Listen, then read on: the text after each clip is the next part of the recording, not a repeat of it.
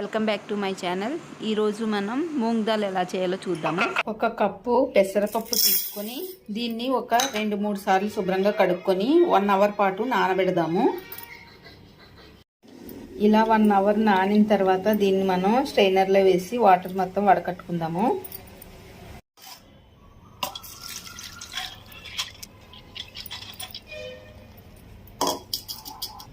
ఇలా వాటర్ మొత్తం పోయిన తర్వాత ఏదైనా ఒక బట్ట మీద వేసి ఈ పప్పుని వాటర్ లేకుండా శుభ్రంగా ఆరబెట్టుకుందాము.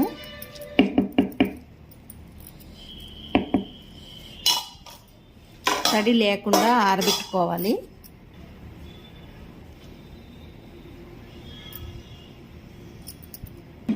ఇలా కొంచెం సేపు ఫ్యాన్ కింద పెట్టుకుంటే మొత్తం తడి అంతా వెళ్ళిపోతుంది.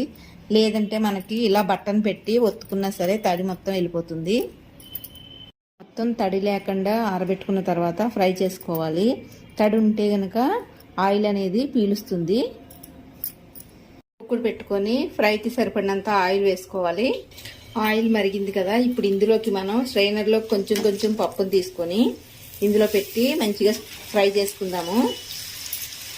మంచిగా ఫ్రై అవుతుంది కదా, మొత్తం ఫ్రై అయ్యేంత వరకు కూడా ఇలానే ఫ్రై చేసుకోవాలి. నురగ రావడం అనేది తగ్గింది కదా, అంటే ఇది మనకి రెడీ అవుతుంది. ఇలా ఫ్రై అయిన తర్వాత పైకి తీసి మనం ఇలా సౌండ్ చేస్తే చూసారా సౌండ్ ఎలా వస్తుందో, అంటే పప్పు అనేది వేగింది. ఆయిల్ మొత్తం పోయిన తర్వాత మనం ఇలా టిష్యూ వేసుకున్న పేపర్లోకి ఈ పప్పును మొత్తం తీసుకుందాము. ఇలానే మిగిలిన పప్పును కూడా ఫ్రై చేద్దాము.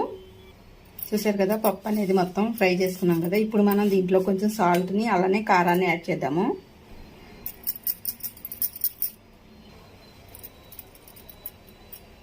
చూసారు కదా ఫ్రెండ్స్, ఎంతో ఈజీగా మూంగ్ దాల్ అనేది మనం ఇంట్లోనే రెడీ చేసుకున్నాము. మీకు కూడా నచ్చినట్లయితే ట్రై చేయండి ఫ్రెండ్స్. అలానే లైక్ చేయండి, షేర్ చేయండి ఫ్రెండ్స్.